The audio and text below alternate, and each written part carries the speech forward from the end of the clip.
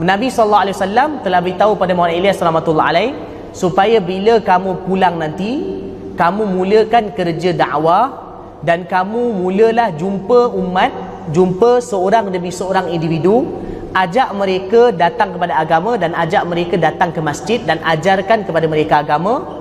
Kamu mulakan dan ajak orang Mewat supaya jumpa orang lain untuk ajakkan kepada mereka pada agama. Maulana Ilyas rahmatullah alaih juga pada ketika itu, yang saya dengar daripada ustaz saya, Nabi SAW juga telah beritahu kepada Maulana Ilyas bahawa Allah Ta'ala akan terima kerja daripada kamu dan Allah Subhanahu Wa Ta'ala akan mengambil kerja agama. Ambil kerja agama ni maksud Allah akan kabulkan kamu untuk kerja agama.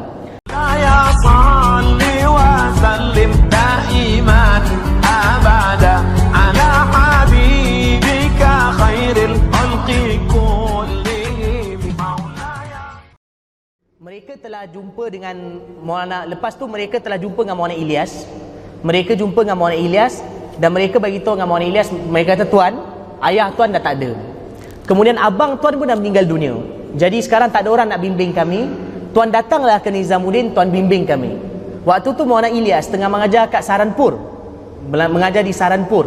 Dan lepas tu Maulana Ilyas pun telah minta izin daripada mudir Mazahir Ulum Saranpur, dan beliau juga telah jumpa dengan Maulana Khalid Ahmad Saranpuri, ustaz beliau, dan minta izin untuk pergi ke Nizamuddin.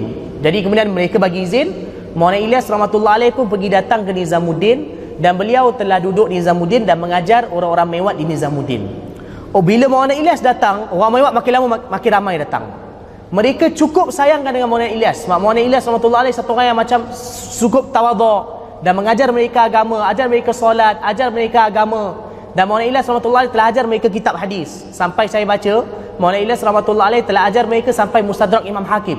Mustadrak Hakim juga dibaca oleh Maulana Ilyas, diajarkan kepada orang Mewat. Maksudnya daripada tak erti solat, mereka diajar sampai boleh solat, boleh baca Quran, boleh ni, sampailah belajar kitab hadis, belajar daripada Maulana Ilyas rahmatullah alaih.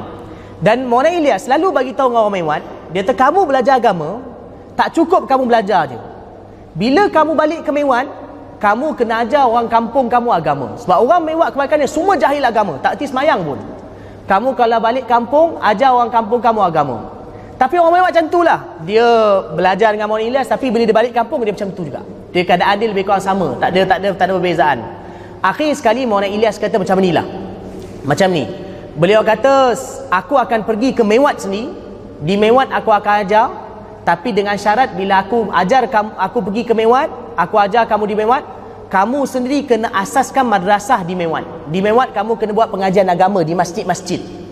Dalam bahasa Urdu dipanggil maktab. Maktab ni maksudnya pengajian agama yang ringkas macam fardu ain, yang dibuat di masjid-masjid, maka dipanggil maktab. Ini dipanggil maktab. Maulana Ilyas kata, aku nak pergi ke Mewat, kampung kamu, tapi bila aku datang ke sana, kamu semua janji pada aku untuk buka maktab di masjid-masjid kamu. Kamu ajar solat, ajar Al-Quran, ajar fardu ain di masjid kamu.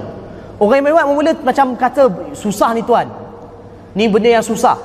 Maulana kata, kamu kena buat juga. Kalau aku datang, kamu kena buat. Maulana Ilyas rahmatullah alaih akhirnya pergi ke Mewat. Beliau pun telah asaskan, beliau telah minta kepada orang Mewat supaya buka maktab di masjid mereka.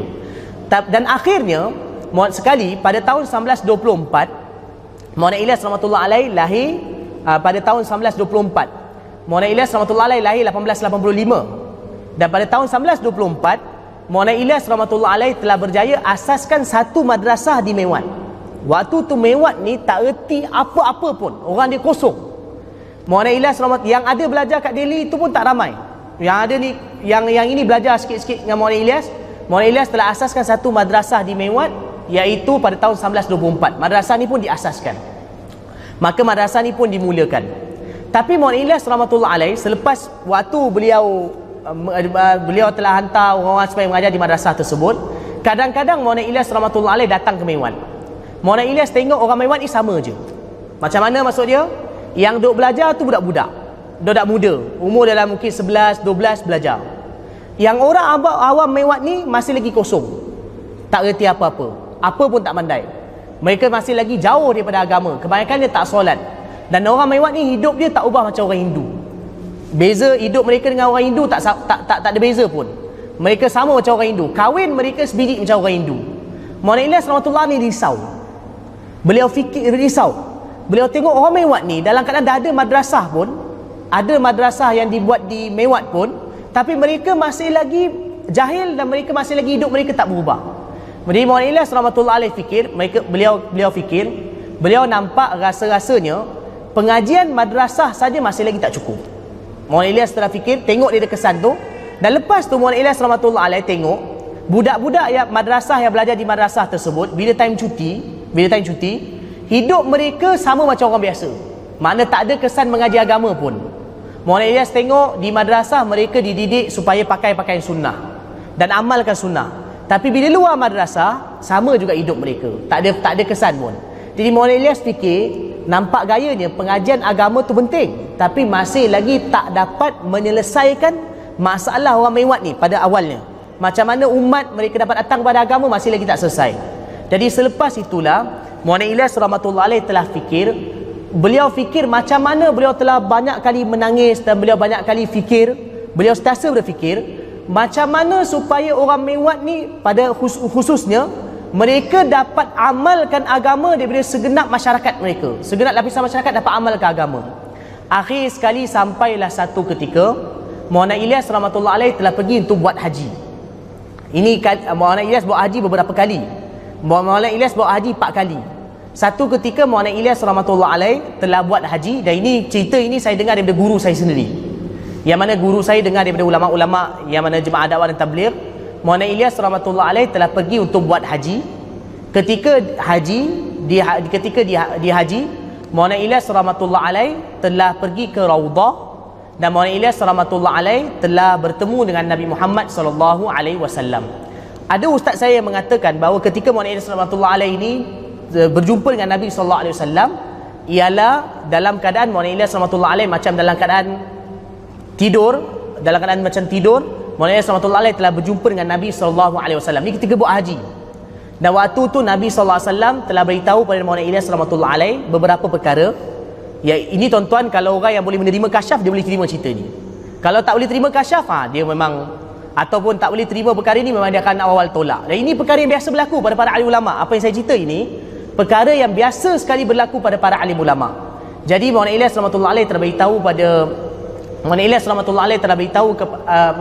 Nabi sallallahu alaihi wasallam telah beritahu pada Maulana Ilyas rahmatullah alaih supaya bila kamu pulang nanti, kamu mulakan kerja dakwah dan kamu mulalah jumpa umat, jumpa seorang demi seorang individu, ajak mereka datang kepada agama dan ajak mereka datang ke masjid dan ajarkan kepada mereka agama. Kamu mulakan dan ajak orang Mewat supaya jumpa orang lain untuk ajakkan kepada mereka pada agama. Maulana Ilyas rahmatullah alaih juga pada ketika itu yang saya dengar daripada ustaz saya, Nabi sallallahu alaihi wasallam juga telah beritahu kepada Maulana Ilyas bahawa Allah Taala akan terima kerja daripada kamu dan Allah Subhanahu Wa Taala akan mengambil kerja agama. Ambil kerja agama ni maksud Allah akan kabulkan kamu untuk kerja agama. Maulana Ilyas rahmatullah alaih balik daripada haji. Maulana Ilyas rahmatullah alaih telah dapat satu rangka kerja. Dan menurut para ulama, rangka kerja ini bukan Maulana Ilyas reka-reka, tetapi sebenarnya ialah juga tunjuk ajar daripada Nabi Muhammad sallallahu alaihi wasallam. Dan apa yang saya cerita ini diceritakan dalam buku ni. Buku ini pengarang dia ialah Maulana Sayyid Abdul Hasan Ali An-Nadwi, ulama besar. Dan beliau sendiri juga ceritakan perkara ini dalam buku beliau, yang mana beliau mendengar daripada Maulana Ilyas. Maulana Abdul Hasan di antara orang yang berdamping dengan Maulana Ilyas rahmatullah alaih. Balik daripada haji, Maulana Ilyas rahmatullah alaih, beliau telah panggil orang Mewat dan beliau telah kumpulkan orang Mewat. Dia kata macam ni, kalau kamu nak agama hidup di tempat kamu, tak memadai kamu buat madrasah. Madrasah saja tak cukup. Dengan madrasah akan ada pengajian agama, tapi kamu juga kena keluar berdakwah. Kamu juga kena jumpa orang yang tak nak kepada agama, ajak mereka pada agama dan pujuk rayu mereka. Ada di kalangan orang Mewat yang beritahu dengan Maulana Ilyas, dia kata, tuan, saya ni hanya pandai solat je, macam mana saya nak jumpa orang? Saya nak ajak orang untuk ajar agama. Ada di kalangan orang Mewat juga kata bahawa, tuan, saya ini hanya pandai satu benda je. Apa dia? Saya hanya pandai ucap kalimah asyhadu an la ilaha illallah wa asyhadu anna muhammadar rasulullah, itu je. Lain saya tak pandai. Maulana Ilyas kata, tak apa, kamu jumpa orang dan kemudian kamu ajak mereka ke masjid dan kamu ajar kepada mereka apa yang kamu tahu. Dan kalaulah ada orang yang kata, kalaulah sebagai contohnya kamu pergi ke masjid, kamu ajak orang tu dan kamu minta pada dia, kalau tuan pandai syahadah, ajar pada saya syahadah. Kalau kata dia tak pandai solat, kalau kamu pandai solat, kamu ajar dia. Kalau dia pandai, kamu minta dia ajar pada kamu. Jadi kamu keluar berdakwah dan ajar mereka agama. Jadi selepas tu maka usaha dakwah pun telah dimulakan di Mewat. Usaha dakwah telah dimulakan di Mewat dan akhirnya jemaah-jemaah dakwah telah dikeluarkan. Maka orang-orang telah keluar berdakwah dan kesan daripada dakwah ini, kesan daripada dakwah yang dimulakan pada orang Mewat, akhirnya tuan-tuan dan puan-puan yang dirahmati Allah, kesan daripada kesan yang dakwah yang dilakukan oleh Maulana Ilyas rahmatullah alaih di sekarang ini di Mewat, tempat kampung Maulana Ilyas rahmatullah alaih mulakan usaha dakwah. Yang satu masa dahulu orang-orang yang mana hidup mereka macam orang Hindu, orang yang tak kenal agama, sangat jauh daripada agama. Kesan daripada dakwah Maulana Ilyas rahmatullah alaih tersebut sampai ke hari ini, hampir di setiap rumah orang Mewat adanya hafiz Quran. Di setiap rumah mereka adanya hafiz Quran. Ini kesan daripada dakwah yang dilakukan oleh Maulana Ilyas. Jadi Maulana Ilyas rahmatullah alaih telah buat keputusan, telah buat satu gerak kerja. Apa dia? Iaitu untuk hidupkan agama. Kerja untuk menghidupkan agama ini ialah tak cukup dengan setakat belajar agama dan tak cukup dengan setakat adanya sekumpulan orang yang mana mereka berzikir. Itu semua pun agama, tapi Maulana Ilyas rahmatullah alaih anggap satu lagi kerja yang sangat penting. Apa dia? Iaitu adanya orang yang bergerak untuk agama. Apa dia maksudnya? Orang-orang yang mana mereka tahu sedikit sebanyak agama, mereka bergerak untuk agama, mereka keluar berdakwah, ajak orang pada agama, maka barulah agama ini hidup. Jadi akhirnya, maka pada permulaannya usaha dakwah ini ada di kalangan orang Mewat. Tapi lepas tu Maulana Ilyas rahmatullah alaih telah perintahkan pada orang Mewat supaya keluar berdakwah ke luar kawasan Mewat. Maka gerak dakwah ini telah tersebar di India. Daripada India tersebar ke Pakistan. Dan akhirnya usaha dakwah ini telah tersebar ke seluruh dunia. Dan hari ini apa yang kita lihat di seluruh dunia ialah kesan daripada usaha dakwah Maulana Ilyas rahmatullah alaih yang pada awalnya hanya dilakukan pada orang Mewat. Dan tuan-tuan dan puan-puan yang dirahmati oleh Allah Subhanahu Wa Taala, kalau kita lihat bahawa ini di seluruh dunia yang mana orang yang telah mendapat hidayah dengan perantaraan usaha dakwah dan tabligh yang dimulakan oleh Maulana Ilyas rahmatullah alaih ini, tak keterlaluan kalau dikatakan sampai jutaan orang, bukan sedikit. Dan kalau ada orang yang engkar, ialah sebenarnya engkar fakta. Dan ini perkara yang memang berlaku. Makna jutaan orang yang tak kenal agama, mereka dapat kenal agama. Bermula dari orang Mewat. Dan di seluruh dunia orang yang tak kenal agama, jutaan orang mereka dapat kenal agama. Dan madrasah-madrasah dapat hidup ialah dengan usaha perantaraan Maulana Muhammad Ilyas rahmatullahi alaih. Dan kemudian selepas meninggalnya Maulana Ilyas rahmatullah alaih, maka selepas tu yang meneruskan usaha Maulana Ilyas rahmatullah alaih ialah Maulana Muhammad Yusuf rahmatullahi alaih. Itu sedikit sebanyak tuan-tuan dan puan-puan yang dirahmati Allah Ta'ala, iaitu dakwah yang dimulakan oleh Maulana Ilyas kemudian diteruskan oleh Maulana Muhammad Yusuf rahmatullah alaih. Okay, sekarang ni bila saya dah ceritakan pasal sejarah dakwah itu, ialah supaya kita faham, maksudnya usaha dakwah yang dilakukan oleh Maulana Ilyas rahmatullah alaih ialah bukan usaha yang asing. Maksudnya bukan satu usaha yang baru.